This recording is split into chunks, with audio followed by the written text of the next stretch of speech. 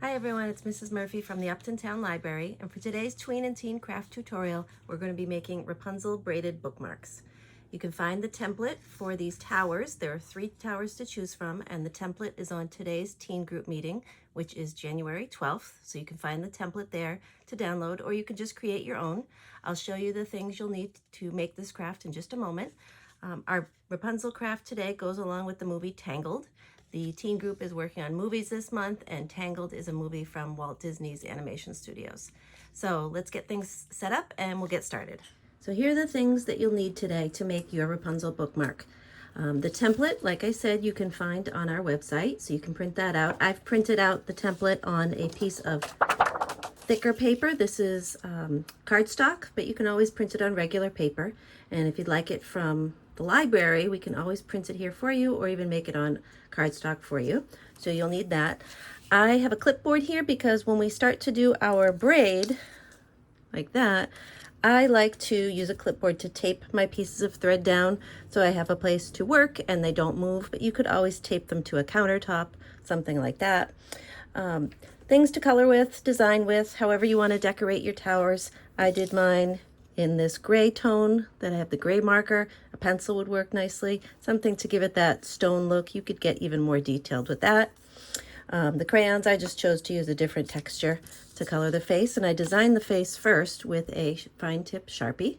So you can do anything in that window.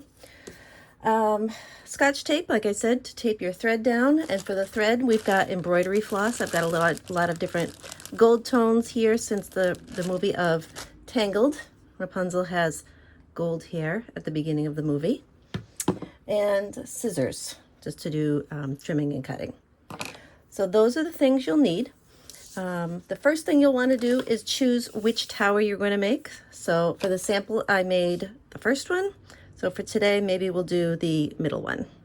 And the first thing you'll want to do is color your tower. So I think maybe I will color that and we will take a look when it's ready. So we've got our tower all decorated and cut out, and I also cut a tiny little hole, see if you can see it there, where you will put the thread once it's braided, and that gets taped to the back. So you want to make sure you have a little hole to tuck that in through. So the next thing to do is to do your braiding. So we've got all these different colors of yellow that I got out from our craft closet.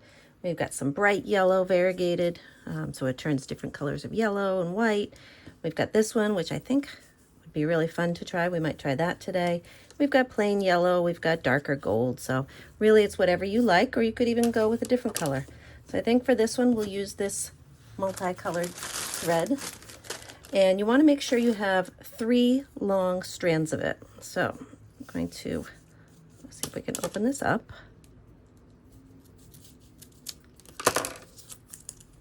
And embroidery floss is really great to have around. You can do a lot of different projects with it. So you want to have, let's see, that one's got a little cut in it, so we want to make sure it's a solid piece. And you want to do about a little over a foot. So you'll need 3 of those. So once you have your 3 pieces that are all the same length, you're going to take them and fold them in half,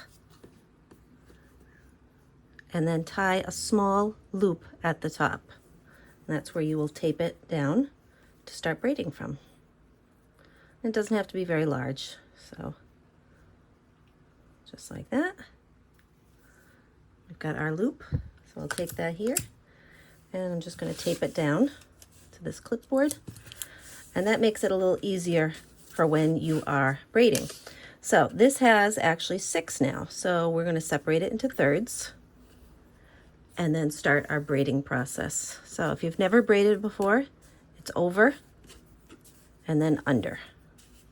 And I like to tighten as I go along, and then over and under. Tighten as you go along. So I'll keep doing a few of those and show you some tricks and tips along the way. Just wanted to give you a close-up of how the braid is turning out.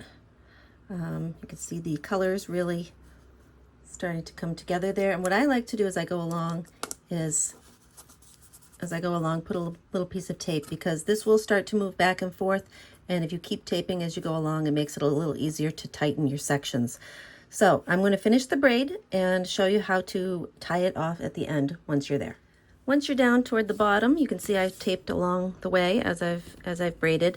I've got a little bit left at the end, so what I'm going to do is take a piece of scrap thread, so that little piece that I cut off at the beginning would work great, and just tie a knot around as if you were putting an elastic around a hair braid.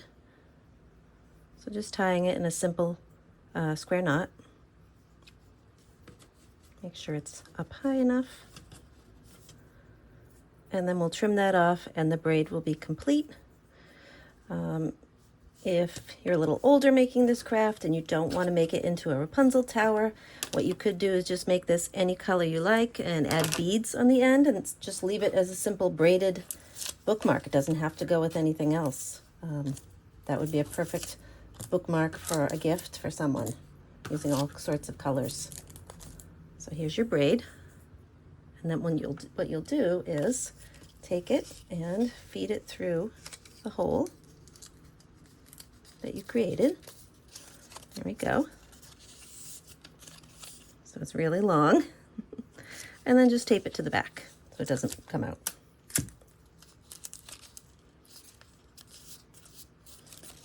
And there's your Rapunzel braided bookmark. It's a fun project to do. If you like braiding like this with embroidery floss, you can always find more books about friendship bracelets or embroidery floss or all kinds of knitting crafts at the library and through interlibrary loan. Good luck!